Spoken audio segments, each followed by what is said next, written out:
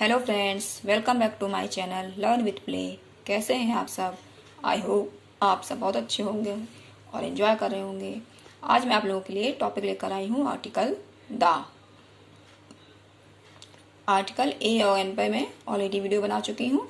अगर आपको article a और एन का यूज़ सीखना है, बच्चों को सिखाना है, तो आप मेरे चैनल पर विजिट करके देख सकते हैं। तो आज चलिए बढ़ते हैं, बात करते हैं आर्टिकल द की।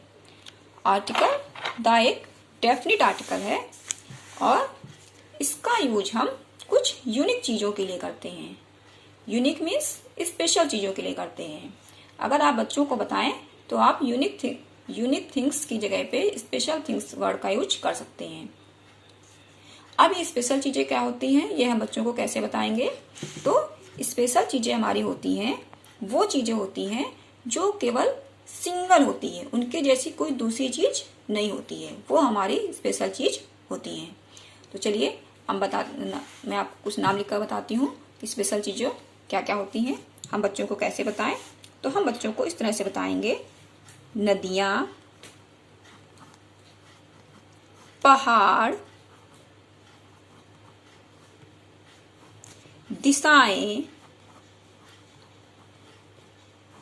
धर्म, ग्रंथ, देशभक्त,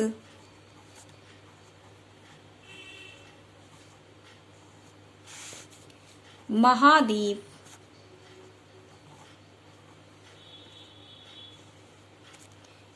इस तरह से हम बच्चों को कुछ एग्जाम्पल देके बता सकते हैं कि हमारी यूनिक चीजें, स्पेशल थिंग्स क्या क्या होती हैं। अब ये हमारी स्पेशल कैसे हो गई, आप ये भी बच्चों को जरूर क्लियर करिए। इस कॉन्सेप्ट को क्लियर करना बहुत जरूरी है बच्चों को। अब नदियां हैं, जैसे कि हमारे देश में गंगा, यमुना, कावेरी, बहुत सारी नदियां हैं, लेकिन क्या गंगा जैसी कोई दूसरी नदी है? क्या गंगा कोई कहीं और किसी देश में पाई जाती है गंगा नाम की नदी? नहीं, वो केवल भारत की ही एक यूनिक रिवर है। इसी तरह से हर नदी अपने आप में यूनिक है, क्योंकि उसकी जैसी कोई दूसरी नदी, उसके नाम की दूसरी नदी कहीं भी नहीं पाई जाती है। इसी तरह पहाड़, दिशाएं भी अपने आप में यूनिक हैं, धर्म अपने आप में यूनिक हैं, ग्रंथ अपने आप में यूनिक हैं। तो ये सारी चीजें जो हैं ये स्पेशल हैं, यूनिक हैं, इसलिए हम इनके नाम के पहले इस आर्टिकल द का यूज करते हैं। 7 अजूबे, जो हमारे दुनिया के 7 अजूबे हैं, उनके नाम के पहले भी हम आर्टिकल द का यूज ही करते हैं। अब जैसे कि हम कोई एग्जांपल दे सकते हैं बच्चों को, नदियों का, पहाड़ों का, धर्म का, ग्रंथ का, इस तरह से।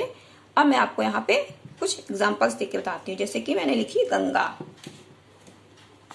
गंगा, तो गंगा के नाम के पहले हम आर्टिकल द का यूज करेंगे, तो हम इसको लिखेंगे द गंगा।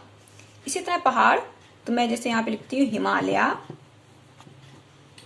तो हिमालय एक पर्वत है, पहाड़ है, तो इसके पहले हम यहाँ पे यूज करेंगे द। दिशाएं, ईस्ट, द ईस्ट। धर्म, हिंदू, द हिंदू। ग्रंथ, बाइबल, द बाइबल। देशभक्त, महात्मा गांधी, तो द महात्मा गांधी।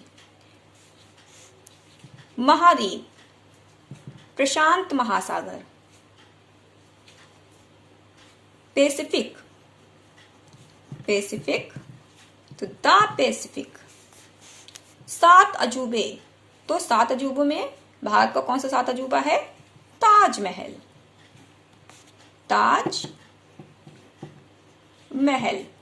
तो इसके पहले हम लगाएंगे द ताजमहल। तो इस तरह से हम बच्चों को बता सकते हैं कि यूनिक थिंग्स क्या होती हैं, स्पेशल थिंग्स क्या होती हैं, और उनके नाम के पहले हमें आर्टिकल द का यूज करना होता है।